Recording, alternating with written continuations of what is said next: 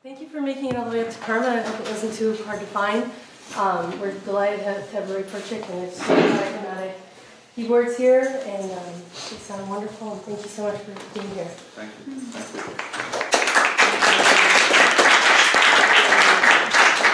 Thank you, everybody. So, thank you, Sasha, so much for helping this come to be, and thanks to Julius also, who was open to this presentation over a year and a half ago. And thanks to Karma for this amazing facility. And thanks for everybody for coming down. I know a few of you have come long distances, and that's really amazing. So, I am going to try to describe the gist of the idea of this instrument and this system of harmony. I promise you it's really complicated. That's because music is complicated. The intention I had when I designed this instrument and then the system I use over the years was to try and make music more intuitive, so something that's visual, that's clear diagrammatically, and that's what this is about. I have one more huge thank you to give, which is to Barry Harris, who's an amazing old-time jazz player. He's in his 80s now. I saw him recently in San Francisco.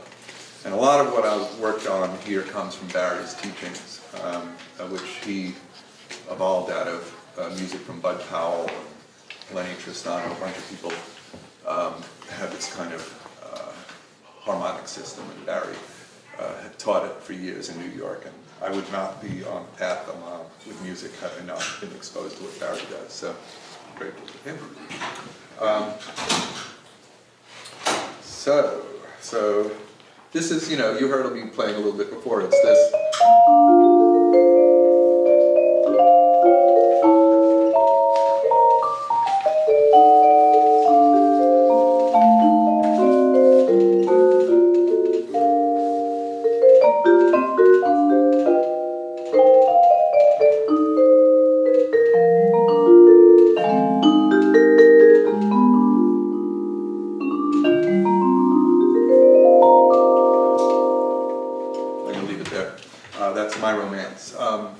It's classical jazz harmony. I'm not trying to do squeak and scratch music or,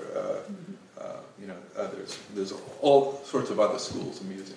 But this is, I'm going to start with what people in traditional jazz music theory refer to as 1-4-5 chord progressions. And that's the basis of this system, and a whole lot of music comes out of that. And then that's going to be the focus of what I talk about. But this system can be used to access a whole lot more, and I'll give you a little taste of that too. But I'm going to show how this all hangs together. So I've given a handout, which you found on your chairs, and I promised a few of you who came earlier that there's no homework, it's just a handout. And there's a written part, and I'm going to try and follow this outline pretty much, because I think it helped me understand, just to write it actually, kind of helped me understand what I was thinking. And then there are 3 diagrams that accompany the written text. And these 3 diagrams, each one, there's one each for what I mentioned before, the 1, the 4, and the 5. And I'll tell you what the 1 and the 4 and the 5 means in a little while. But that's what's on this handout. So a summary of the topics, and then diagrams of how 1, 4, and 5 work. Okay, so take a sip of water. So nobody's going to be able to go out of here and play this instrument, but I hope you get the gist of what I'm talking about.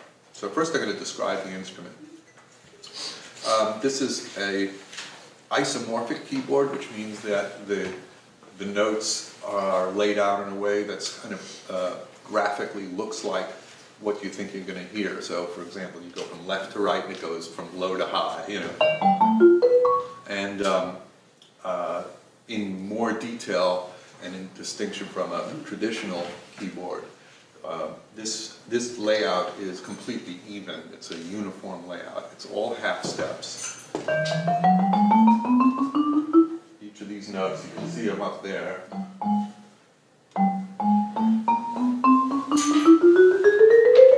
There are 12 divisions of the scale. I'm dealing only with tempered tuning, and I'm going to be jumping back and forth a little bit about not being sure of what knowledge I can presume everybody has. So I'm going to say something like a tempered tuning, and some of you will know what that is, but I'm going to try not to digress too much because there's a lot of stuff here. So this is the key feature is that this is a uniform field of notes. There's no quirkiness to it. If you've ever looked at a piano and you've seen that there's 3 black notes and 2 black notes and a bunch of white notes on the bottom, you may wonder why it was set up that way. And there was a good reason it was set up that way, but it results in all sorts of quirky patterns. And so this keyboard is laid out all in even half steps. And what happens is that when you get a pattern that you like, for example, if you like the sound of a particular, you discover that's a shape I like, and you can just play that in different places, and it always sounds good, and it always sounds the same. That's not going to happen on a normal piano. The other thing about this instrument is that I've marked the notes in 3 colors. The 3 colors represent the diminished chords. The diminished chords are the scary Halloween sounding chords, like. There are 3 of those. There's the red ones, there's the white ones, and there's the black ones. So that divides the whole musical spectrum into 3 categories. And that's a key point. When I say diminished chord, that's going to come up a lot. What that refers to is that the distance in musical terms, or the interval from this note to this note, from black to black, is a minor third. It means you go, make that sound. And if you do that over and over, you get a diminished chord. On the white notes, or on the red notes, you get 3 diminished chords. Okay. That's all there are, because there are 12 notes in an octave, right? So an octave is from same note, but higher and lower, right? That's an octave, and you can have 4 notes in this red diminished chord, and then you get back to the same note. So once you have 4, you have them all, right? Okay. And so there are 3 groups: the red, silver, and black, and 3 times 4 is 12. That's all there are, because there are 12 notes in the scale. If you were really fast, you counted out as 12. Okay. Okay. So there's, I'm going to define a scale, how we're going to build a scale. We're going to build a scale with the same method, in a carefully defined way. We're going to take a diminished chord, which is, say, for example, these red notes.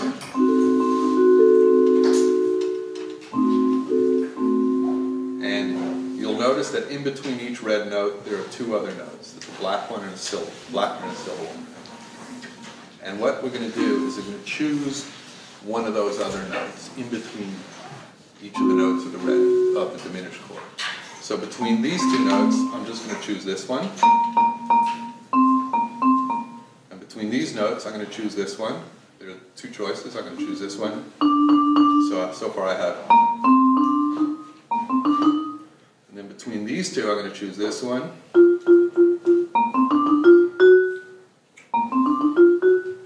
And between these 2, I'm going to choose this one. And then we're back to the beginning again.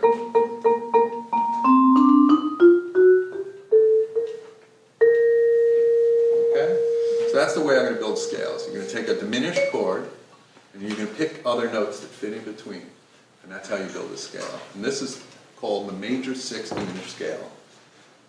And it has 2 components, the diminished chord and the other notes in between. That's called the major 6. Just what it's called. It's called a major 6 because it has this sound here, which is a major third, 1, 2, 3. They call that a third.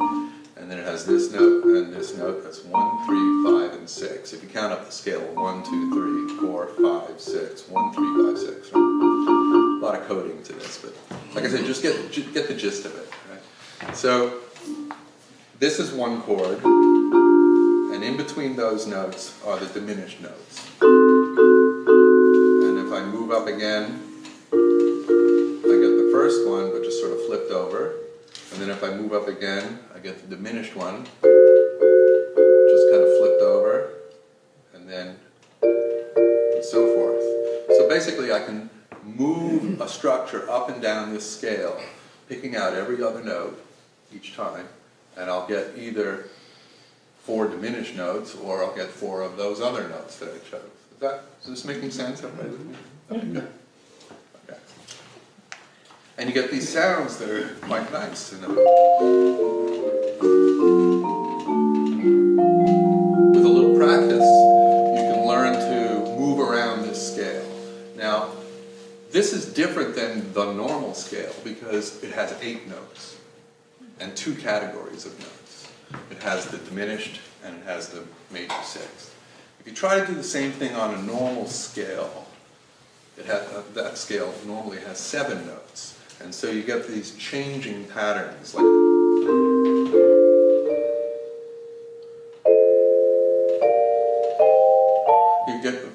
each of those chords has a different name, and has a different quality. It's used in a different portion of the harmony of a song.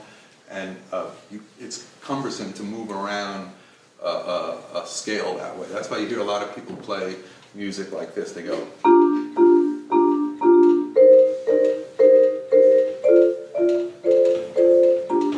Then the strumming chords are just kind of like staying static in one place.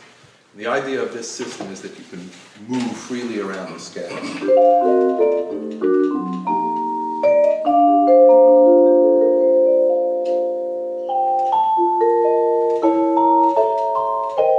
Okay, I cheated. I snuck in another scale there. So this scale facilitates movement. That's a major idea there. How does it do that? Okay. So you have these diminished notes and you have these major 6 notes. So just taking the diminished, I want to talk about those 2 groups, the diminished and the major 6. There are properties of both of those groups. Okay, taking the diminished. Here's a red diminished. If I take one of those notes and drop it down, so I've taken this one, and I've dropped it to here. I still have these other 3 diminished notes. I get this sound which is called, it's called a 5 chord. It's called a 5 chord because in this original scale, 1, 2, 3, 4, 5, it starts on the 5th note. And it has this little sort of triangle of reds over here. And that's called a dominant 7th chord, or a dominant chord. And in music, I don't know if anybody can actually explain this, but we always feel when we hear this that it wants to go here. I call it sit down, right? This music is... And there's a spectacular amount of music, Beethoven and rock and roll, and thousands and thousands and thousands of songs that are based on sit down. Sit down. This is a little bit of tension, and we don't know what's going to happen next. Oh yes, we do. We just sat down. Okay, so that comes out of the diminished scale. There's the diminished chord. There's the diminished, and I just lowered one note, and I got this other one. Right? Okay. It turns out that every time you lower one of these notes in a diminished chord, if you lower it, the one on the bottom, you're going to get this sound, but you get it in different places on the keyboard, right? So it'll sound a little differently, but if you just look for this shape that I'm making here, you'll see that I'm going to get the same shape again. It has this 1, 2, 3 over here, and then a little triangle. We'll see how that comes out again. So here's a diminished chord, and now I'm going to move this one down here. same notes, and then I'm going to drop this down to there, and now I've got the same shape. Look, it's like that, and in a little triangle, it's been flipped over, right? So this is the same as this, it's just flipped over. And then I can do the same thing again. I can go over here and drop this one over there, and I get another dominant 7 chord, dominant 5 dominant chord. It's got a lot of different names. And I can do it in one more position right here. I can go like that. So it turns out by taking the diminished chord and dropping one note at a time, you find 4 dominants. Bear with me, this is going to get simple in a minute. And the 4 dominants are like, and these are related to each other musically. You can do things, what you can do with one, you can do with another. And these are a family of dominants. This is the family of dominants using the red diminished chords. And so, for example, in this earlier part of the talk, I talked about the major 6th chord interlaced with these dominants, right? And I talked about sit down. Okay, so here's, if I take the diminished and the notes of this scale and I emphasize the 5, I get that sit down sound sort of automatically. So I'm just going to take notes from this scale and whoosh them around in the reds. So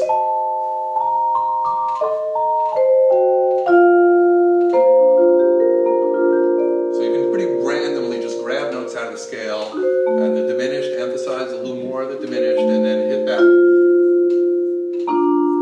And it sort of makes sense, right? Now I'm going to do the same thing, but instead of hitting this one, I'm going to hit this one. This is the one that goes with this one. So,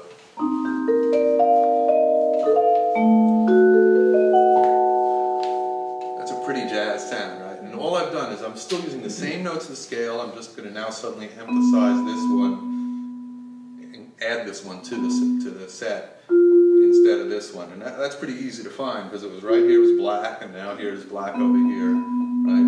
So instead of playing this guy, I'm playing this guy. So that's pretty interesting. So you get that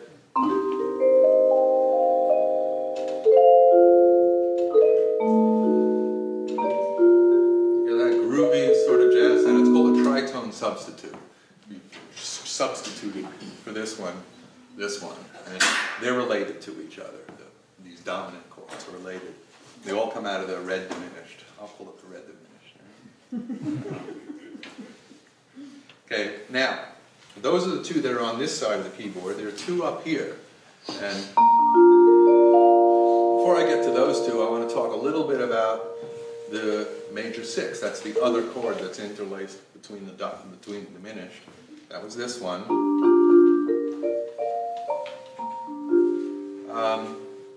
That has 2 versions. Now, for people who are into programming, I'm hoping that one of the things that comes out of this whole system is the usefulness of having A-B choices all the way through this harmonic system. Well, one of the things when you, as I understand designing an interface, you make sliders that go from this parameter moves along this continuum, or you have switches that go from A to B, where you condition A or B, and you hold down a key or let go of a key, and it does something to the music. So with this system of music, there's a whole lot of A-B choices that you can make to get different harmonies. And so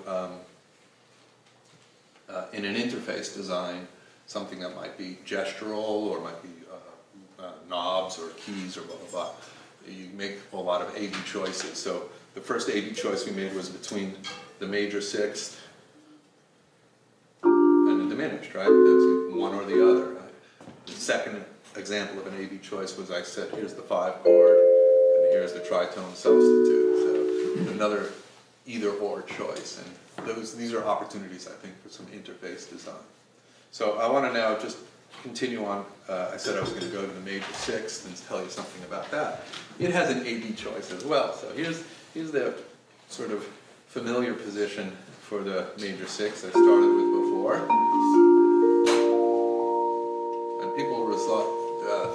as sort of like the happy mode, the happy sound of music, you know.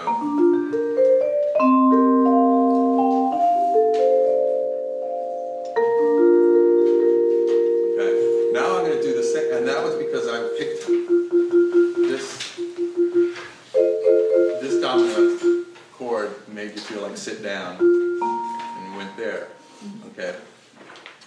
There's another one from this red diminished, which is up here, and still the same red notes, and here's that bottom note for it, dropped, and that one is going to make you feel like sit down again, but it's going to be on a real bad day. It's going to be sad when it happens. It's going to be...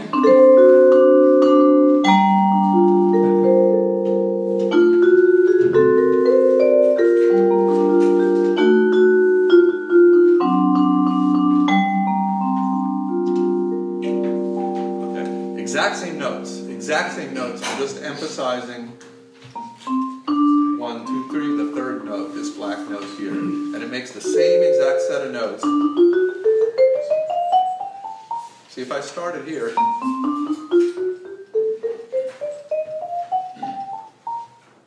that has one feel to it. If I started here,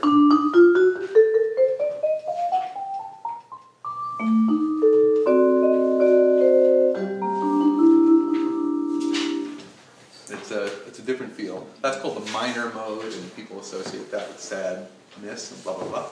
Okay, so again, another A-B choice, right? We had the happy sit down, and then we have the sad sit down. Right?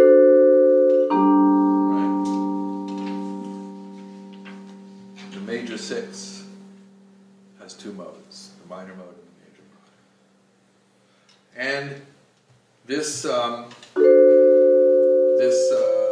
dominant on the 3, 1, 2, 3, it also has a tritone substitute. You can move that down here.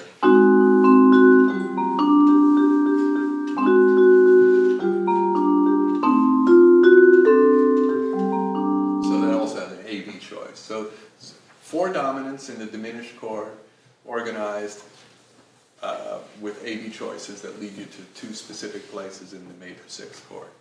Wow, that's a whole lot of information. I need a sip of water. Like I said, I don't expect anybody to be able to recreate this for yourself, but I hope this train of thought has been clear enough that you can feel like the gist of it is comprehensible. Okay. A little bit more about the major 6th scale is that if you look for this shape, this major 6,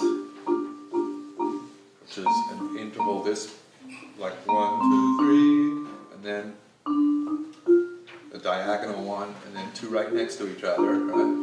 That's 1, 2, 3, 4, 5, 6, 1, 3, 5, 6, right?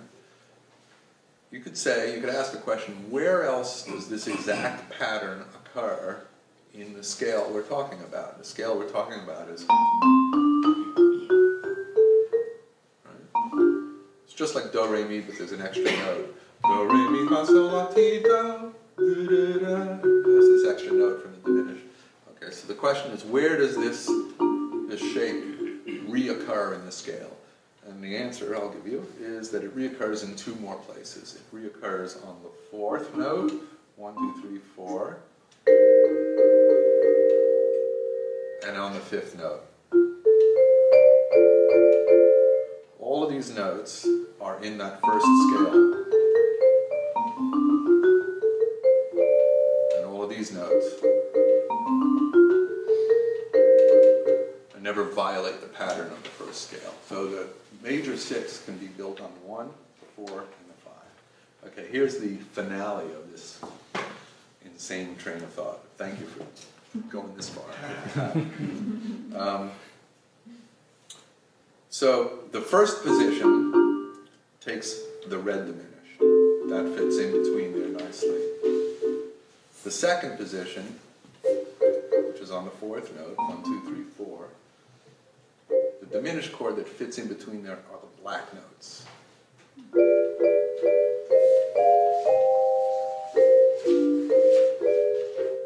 The first one takes the reds. Second one takes the black. And guess which one fits on the fifth position? 1, 2, 3, 4, 5. The fifth position takes the white ones, right?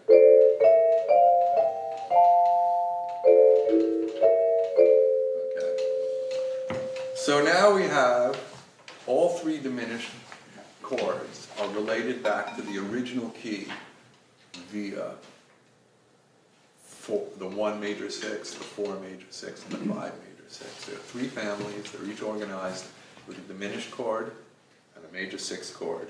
And all of those diminished chords include a dominant on each of its note by dropping one. So you have 3 times 4, all related back to the original key, which is here. So that says that there's a useful and organized way of relating a dominant chord from anywhere on the keyboard back to 1 by making these A-B choices, by choosing which category you're picking from. Is it going to be the 5 or the 3, or is it going to be the 5's tritone substitute or the 3's tritone substitute? And what I just described, all of that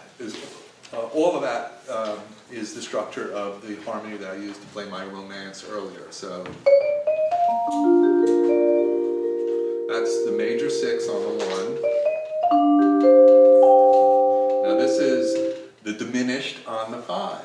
Okay, so 5 major 6. You know, people say, how can that be a major chord? It sounds so screwy. But here are the notes in the major chord.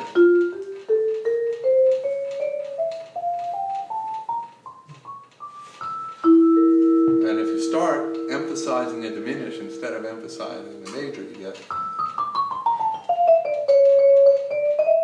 Okay, so my romance...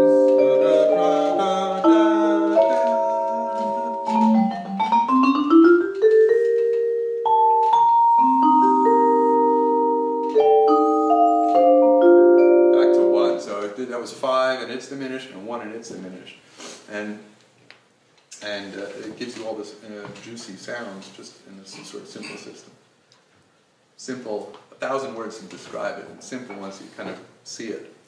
I left out the 4. I'm going to do it again, but I'm going to put the 4 in there. This is the 1. This is the 5. Now this is the 4.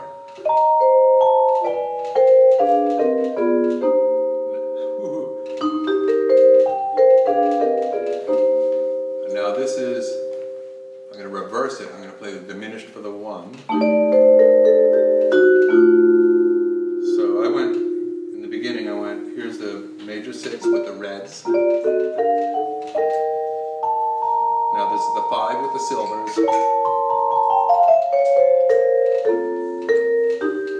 Now here's the 4 with the blacks. Now here's the reds for the 1.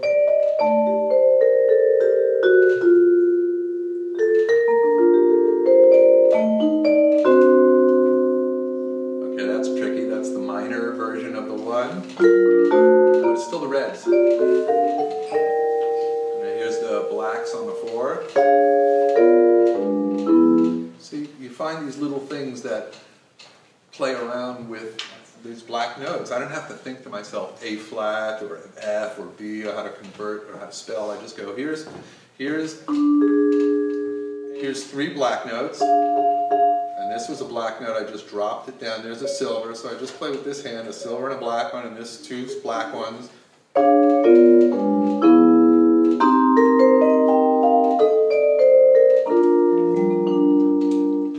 That's I hope that was clear. Okay, so that's 1, 4, and 5. Are the organizers of the major 6th half of this. Well, the diminished has a dominant 7, a dominant 7, a dominant 7, a dominant 7. It's 3 worlds.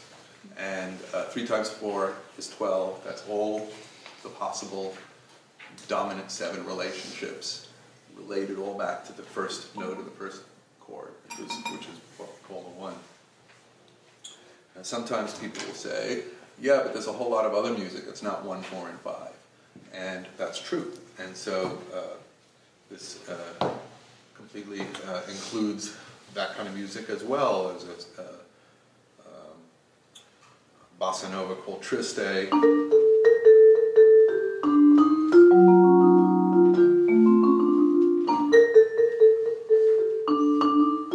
Okay, so that was a move from here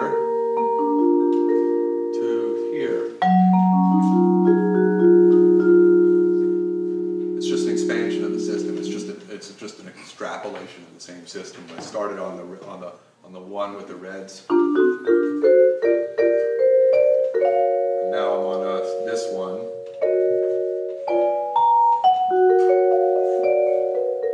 It takes the black notes. And so you don't have to play 1, 4, 5. You can play anything really, but it's easier to explain how inclusive it is if you start with 1, 4, 5. If I realize I've completely ignored my diagrams, but here they are. The first one is B major 6 diminished, B flat major 6 diminished. And if you look at this diagram, you'll see that there's a squiggly pair of lines that runs through it, and those are enclosing the notes that are part of this scale. So reading across the top, you see there's a big Roman numeral 1. That stands for the 1 of the chord. When I was counting up 1, 2, 3, 4, 5, 6, that 1 is where that 1 is. It's on that. It's just above that silver gray spot. And then to the right of that is a red 1, and that's the first diminished note. You see that all of the red ones are enclosed in this sort of snaky pattern. And if you continue to the right, you get to a black note, and that's surrounding the red note. And then you kind of go diagonally down. And those are the notes that I was talking about, 1, 3, 5. 1, 3, 5. And then there's another one. The next one is 6. That's the major 6. And then the red ones are the diminished right next to it, interlaced in between. And then I've got to the major 6 condition again. I've just moved this note up to here. So this is a diagram, the first page, B flat major 6. This note happens to just be B flat. I can tell you, I have different names for the notes, but I don't think I'm going to bring that up today. So there you have it. That's all the different sounds in the B flat major 6. It says 5 dominant on the 5th note. That's the dominant guy that I was talking about before. And then it says 3 dominant over here. So this diagram shows those relationships on the B flat major, which is the first note of this do re mi scale. And then the next page shows E flat major 6, and if you count up on the first page, 1, 2, 3, 4, you get to that next red note. That's the E flat major. This is the diagram of the chord of the scale, the same scale built on the 4th position, and you'll see now the black notes are the diminished chord that's enclosed in the lines. And the 3rd page shows the F major 6 diminished, and the little snaky diagram is just moved over one more notch, and now the silver gray notes are the notes that are enclosed in this diagram. So this is a summary of 1, 4, and 5 in sort of an illustrated fashion.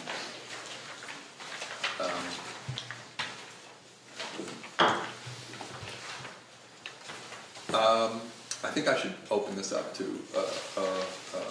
questions and thoughts, and see what people are thinking about what I've been talking about so far. So, any questions or comments? Hey, Aris. Thanks for the presentation. I was wondering if you've seen the system realized in any other medium, or if you tried to do any kind of programming with it.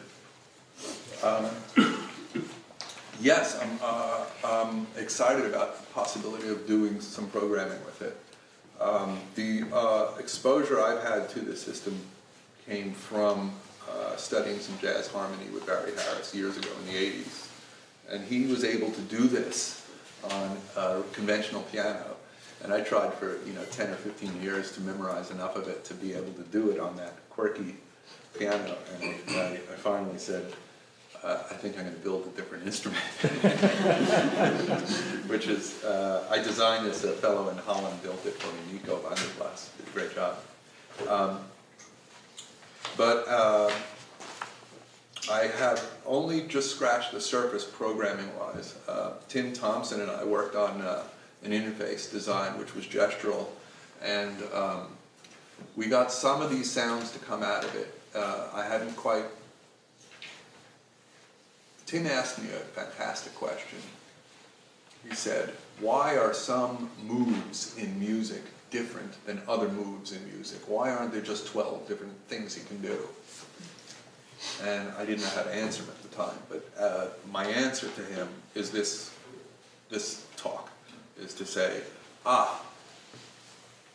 the first choice is a three-part choice, 1, 4, 5, 1, 4, 5, 4, 5, 1, whatever, choose between those things. The second choice is major, minor, A, B, A, B, A, B. The third choice is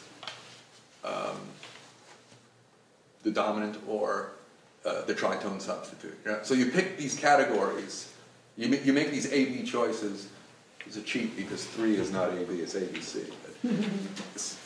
We'll have to get a computer that can handle a three-way choice. But you make these categorical choices, and they're big, major structural ones, and then there are refinements, and they're more subtle, right? And by organizing it this way, I think there will be some terrific opportunities to make interfaces that'll hopefully, you make a couple of choices and then wave your hand or rub across a ribbon or something, and it'll make a cluster of notes, and then you'll step on the tritone substitute pedal for a little bit, and it'll sound really groovy, and then you'll let it up, and then it'll sound normal, and then you'll hit this thing that makes it resolve back to what? Making music. So, I want to take the computation part off the shoulders or off the brain of the guy who's doing it. You'll have to know a little bit about music and what you're trying to harmonize with, but you won't have to memorize all those scales, I hope. We shall see. It's a good question. Any other thoughts, or how can I? Diminished chord does not define a tonality. It is labile. I'm sorry? Labile. A diminished chord is, it doesn't have a tonality. It can go any which way. That's true. It needs to have another note added to it, as you have mentioned in the major chord. That's right. Yeah, it's very ambiguous by itself. You can do different things as well. For instance, in Bartók's music, as analyzed by a guy who came long after Bartók died, Andrew Envoy, who defined Bartók's music in terms of what's called an alpha chord, which is have 3 notes are diminished and add a fourth to it. So like C, E flat, G flat, B. That defines a tonality. Yes, it does. So that comes out of, yes, good example. So that's, what did you say, C, E flat, so G flat, and a B. Yes. Yeah, okay.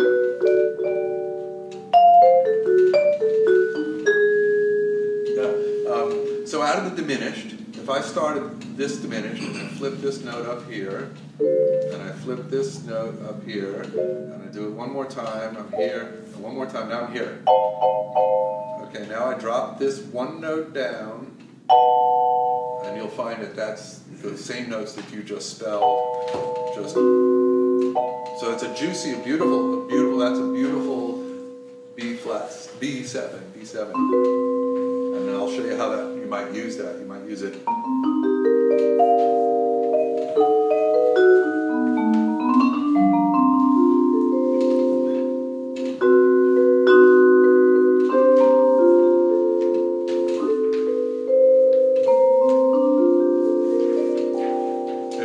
So that Bartok stuff is in here. It's interesting. Yeah. And I'm not familiar with the analysis that you're describing. So the guy's name is named by L-E-N-D. L-E-N-D-A-I. Yeah. It exists. There's so many ways to look at music and listen to, figure out how to categorize it. Right now, this is the simplest, most organized system I've ever come across. And I don't want to make a foolishly bold claim like it encompasses everything, because I know it certainly doesn't. But I think it includes that sound that you just described, as that would be the tritone substitute of the five as diminished to my ear. But I should listen to the piece you're talking about. Yes. So one of the cool things here is that transposition is trivial almost, right? That's true. Right. And I mean, you could play, if you ask somebody to play My Romance that knows it in C and then ask them to play it in E instead, it would be a mess. But for you, it's much easier.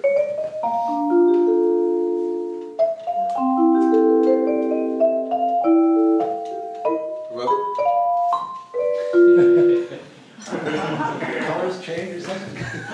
It's not completely trivial. It's much more trivial.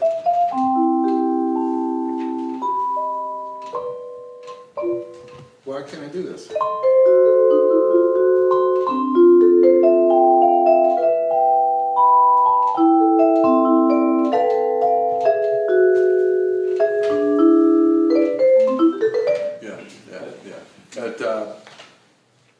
I played this song many times, so I always think to myself, go to the red, go to the black. So you can throw yourself off.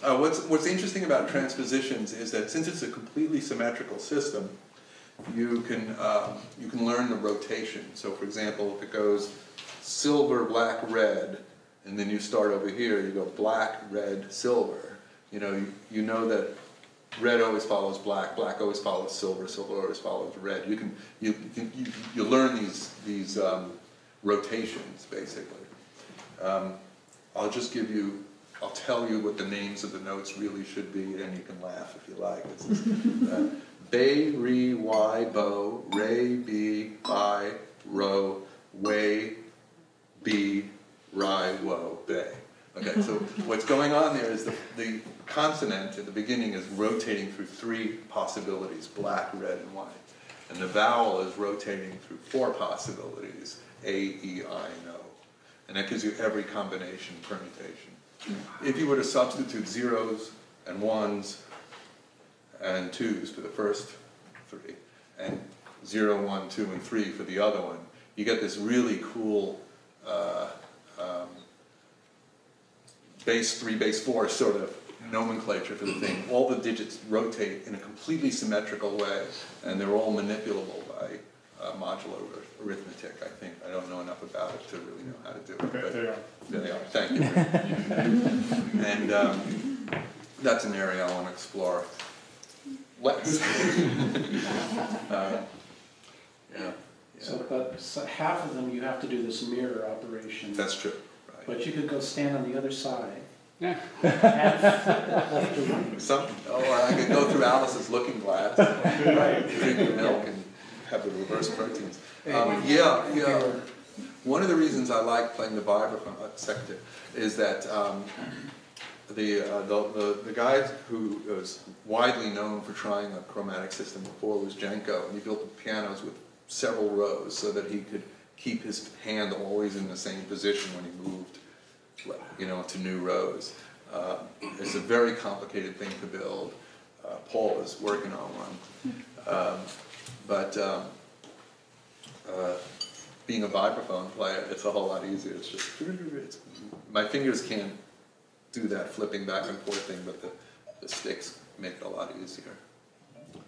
So, Tim, what were you going to say? On your point about the transposition, if the bars could change color dynamically, shift it, would that then make it trivial for you. In other words, it sounded like you were. Yeah, yeah. My and- mind and is that poisoned actually- by a little bit of static conditioning. And when you're explaining things, it's hard for your, at least for my mind, to switch from seeing the red ones as a pattern versus seeing the white ones and Yeah. flipping. I mean, that can become natural, but if those colors could change dynamically, Yes. Yeah. So maybe an interface that gives you 3 positions and that would cover it. The Terpstra keyboard that we're getting will be able to change the colors programmatically of the keys in exactly that sort of way. So we'll have a chance to Yeah. experiment with that. And you know, it's interesting, the power of this, the enticement of easy transposition catches a lot of people's attention, in particular because learning to play in 12 keys is an ordeal. It's just really a very, very huge hurdle. A lot of musicians or people who want to play music begin to learn some these alternate fingerings, and then they hear these arcane spellings, A flat, G sharp, and why does it have 2 different ways? What do you mean B sharp sharp? Oh my God, you know. It gets the amount of memorization needed to get in the game enough to start to understand the patterns is just, it turns a lot of people off. A lot of kids quit piano after 3 or 4 weeks. And so when we look at this and we go, wow, I could transpose so easily. Or when you have a first synthesizer, I got the X7, you know, you can tweak it and go, ooh, I'm in a new key. It's great. Irving Berlin, by the way, had a handle on the side of his piano. He could retune his piano to different keys. He could only play in 1 key. But I think the real significance of this system is this 1-4-5 and exploitation of the symmetry between the 1, the 4, and the 5. They're the same shapes. Each one takes its own diminished, and each diminished has 4 dominants in it. And when you organize the dominants that way and say one of those dominants is on the 5, that takes you to the 1. The other dominant is on the 3, that takes you to the minor. It's the 6, the minor. And the other 2 dominants in that family are the tritone substitutes for each of those. All of that happens on 1, 4, and 5. And once you learn that, you can play 2/3 of the real book. And if you learn it in 2 positions, the upper register and the lower register, you've got them all. Right. Yeah. If you play Vibraphone, that's not too hard. Yeah. Yes? I'm still trying to translate your keyboard into keyboards I am more familiar with. That's right. But you can play the Debussy by just doing a glissando on one of the keyboards. It's a whole tone scale. Yes, that's Debussy. Right. And also the 3 colors represent for classical music the 3 modes, if you like, the tonic, dominant, and subdominant. Yes. So if the tonic is which one was it? Which one the B flat you chose? Here's a B flat. Okay, well, so that's the tonic, and the dominant is going to be black. Yes, here it is the 5. And subdominant is going to be red. The what? Subdominant is going to be red. I'm not sure which you're referring to, Yes, the subdominant. The but- 4th. The fourth. 4. Yes, okay, yes. So you can substitute the notes in each and create the same sensation of from tonic, dominant, and then from any, for instance, from any red, I'm sorry, from any black, you will expect to go back to the silver in some ways. So that's going home. Yes, I think I know what you're talking about, because that. Yeah, the sit down. That's from 5 to 1. Yes, right. And in classical music, they talk about 4-5-1. In jazz, a lot of people talk about 2-5-1. And Same. It's the same. Thank you very much. And so this is really interesting. So to me, the 4. I don't know your name, sir. I don't know your name, sir. Is it Pierre. Pierre. Pierre mentioned that the 4 and the 2 are the same. That means here's the 4 major 6. It's 4, and then I pretend for a second I count up from the 4. 4, 1, 2, 3, 4, 5, 6. 1, 2, 3, 4, 5, 6. So that's the 4 of this key. 1, 2, 3, 4. Major 6. Okay. Pierre noticed that this was the same notes as the 2 minor of the original key. What that means is, if I went to the original key and went 1, 2, and I play these 4 notes, those are every other note in the original key. That's called a 2 minor. It's a minor sound, and it's built on the 2, and it's the same exact notes as the 4 major 6. Okay? But what's key about this system that I'm talking about is when I go to the 4 major 6 and look for the diminished that fits in between, it's the black notes. So I can play around. Now I'm going to play the diminished for the 1, which is the red notes, and see the ambiguity because the 4 is a red note, as he pointed out. So I'm going to turn it into a diminished, and now I'm actually in the first key of the first one. So I use the 2 diminished to go first. I can stay in 4 as long as I want. You see, a lot of people want to stay on the 4, so they keep hitting the 4. Right? And that's a lot of people learn to play the guitar. They strum the same chord for a while, then they strum it over here for a while, right? But they don't get that movement going on. And the nice thing about the black diminished on the 4 is that I can just sustain it, kind of play around for a while, and then go to the reds.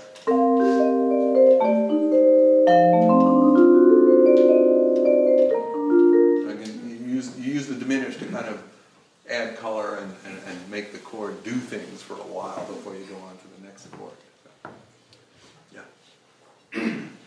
So it seems like, in addition to proposing a new way of laying out keys and thinking about things just spatially with respect to the isomorphism of the keyboard, transposition and such, right. You're also proposing a sort of new way of looking at tonal harmony, or a way of emphasizing an aspect of tonal harmony that's not the main emphasis in your music theory textbooks. Yes, right. I would describe it this way. I've taken a very old way of doing it, which I attribute to Barry and Bud Powell, so 40s and 50s. And I've analyzed it in a way that's more graphical. And then I've invented an instrument that lets you get at that stuff. And then I've taken their thing and learned it as best as I could. And formalized it a little bit. For example, one of the results my nephew came up with, the question was, okay, if you take this diminished, and you can choose 2 notes in between each diminished to form a scale, and I came up with the major 6 diminished earlier on. I just arbitrarily selected that because it's the most useful one. The question became, how many ways can you do that? How many unique ways you can do it? And it's an astoundingly small number. It's 5. There are only 5 unique scales built this way. I think the term is plotzed when I heard it. I couldn't believe it. And of those 5, 2 are hugely, cover a tremendous amount of music. One is the major 6, the other is the minor 6. It's a minor triad with a 6th note.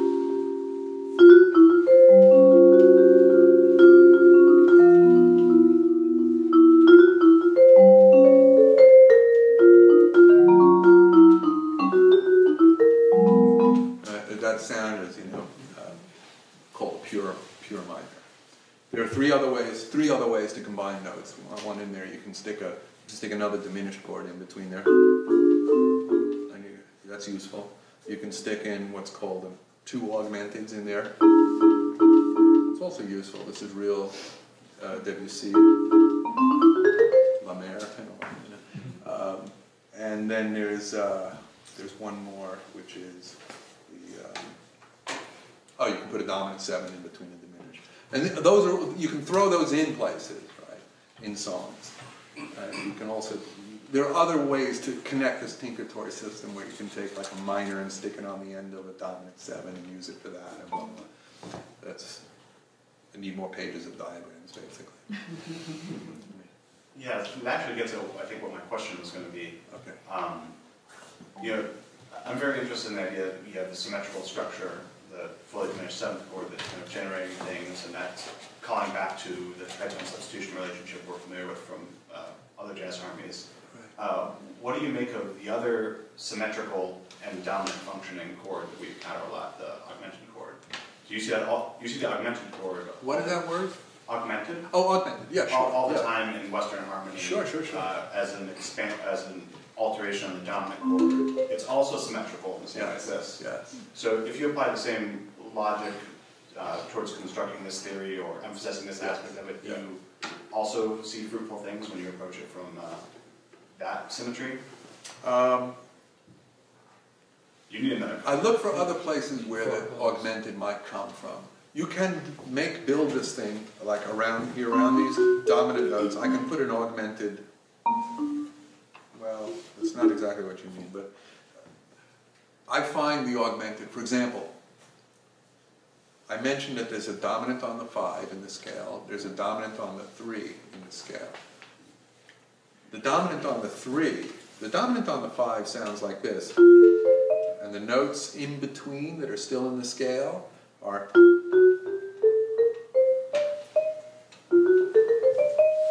So here, from here to here, these notes are all in it, and this note's in it. Then I go up here, and these are all together in it, and then down here, right?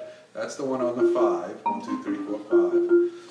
Now the one on the 3, over here, 1, 2, 3, it has different notes in between, right? So instead of going, like this one goes at an angle up and then down again and continues across, this one doesn't go like that, it just goes. So the shape in between the notes is different, okay? So what's interesting is that I want to play this dominant, but this note is also in there. That's the 1 of the original key, so I go. So look at that, I can go. There's the augmented. That's the augmented. So it's just, the augmented is just another detail of the dominant on the 3. And what does that sound like? Let's say.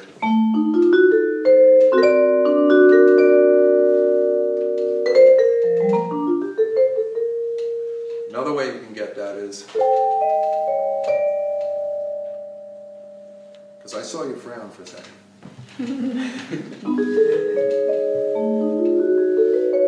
The other way I get to it, and again, this is, you know, I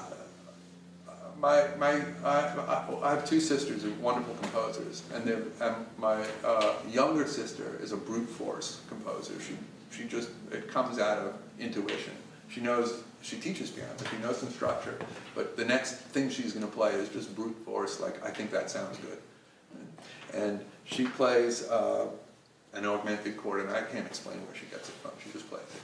But I have this structure, this gets me to different places, and you know, it's what I can do. So one of the things I do for augmented sound is I say it comes out of the tritone. I could say, there's that, and this guy, the first one has this note, so if I take this note from the first guy and I use it with the second guy,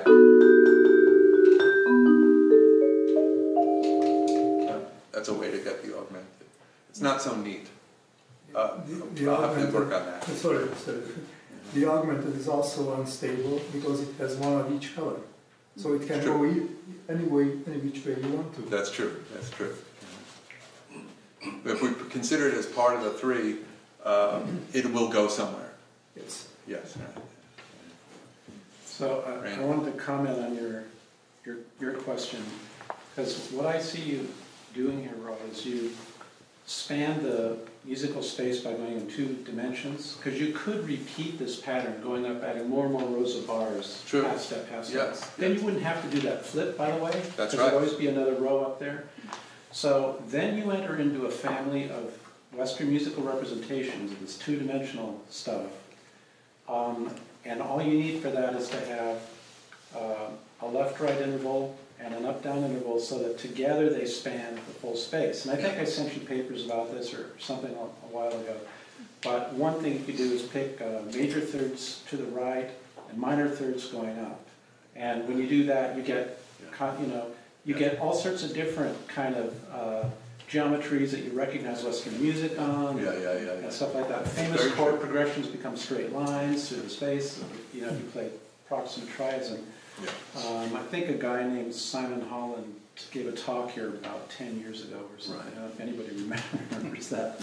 But he had a computer screen.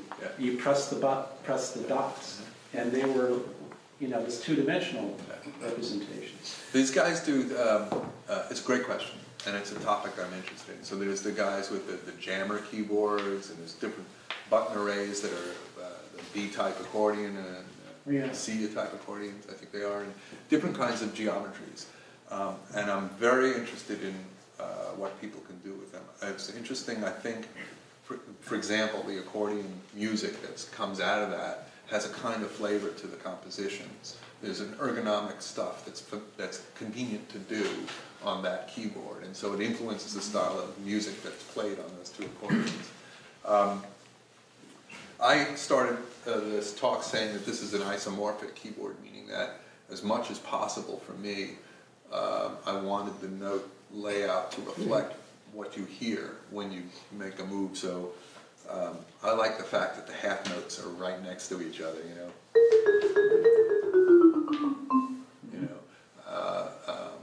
and there's a huge intuitive, for me, benefit of being able to guess where the note's going to be. When I was a kid, I played the cello, and I was pretty good at landing on a note. Thinking about it, it's a spectacular thing that the human body and the interaction between your brain and your ear can predict where to squeeze a vibrating string, and you get really close to the pitch. It's pretty amazing. My sister plays violin, and she's got an unbelievable sense of pitch. And so, as much as I can benefit from that, even on this crude, bunch of bars to hit, I like it, and so that's just a pure bias. If I had to go like this to play half steps, which is what happens on some of these layouts, I'd go nuts, but maybe someone else would. And after 12 years, I can play this thing, and I can demonstrate that this system is powerful, because I think I can make some nice music. People clap at the end. When I hear a jammer guy who can do, some Bud Powell on it, I'll say, well, I like your system. I want to hear it. I think the proof is in the hearing it. Yeah, a lot of those others, you're absolutely right, scales are kind of all over the place. They're all over the map, And sometimes, and you do get nice music out of it, because it's kind of automatically gives you these interesting progressions by swiping your hand through it. But I'm not sure you get all that much control, or what there is an overhead of to it, but somebody could demonstrate some great music on it. I'd love to hear it. I could elaborate on that. I just say the conclusion is that your gadget, it could be a teaching instrument for harmony, skipping over all the treatises that you've ever seen and that complicates your life if you want to get into it. Because harmony is actually very, very simple. And what you have demonstrated here is really that can be understood in 1 hour. Right. Thank you. I hope that bears out over time. It is a good teaching instrument. There's a guy in Texas named David White, who's teaching. He's taken a regular keyboard and he's put 3 colors of dots in my system on there, and he's teaching kids to play there. And he's doing some interesting stuff. And there's a kid he's not a kid anymore, he's in his mid-late 20s in Germany, named Robert Dahl, who built him a vibraphone. He had Nico built him a vibraphone exactly like mine. He's been playing And he teaches conventionally and on that, and he's having some pretty good success. I think there's some testing to be done. When I look at this, I have to say, my ability to immediately recognize a pattern and find it again, like I gotta hit A flat or B flat or whatever. Boom, it's so easy on the black and white keyboard. My brain can retain that, it's really easy. There's E flat, you know. Here I have to kind of think a little bit. There's a little more computational overhead going on, I admit that.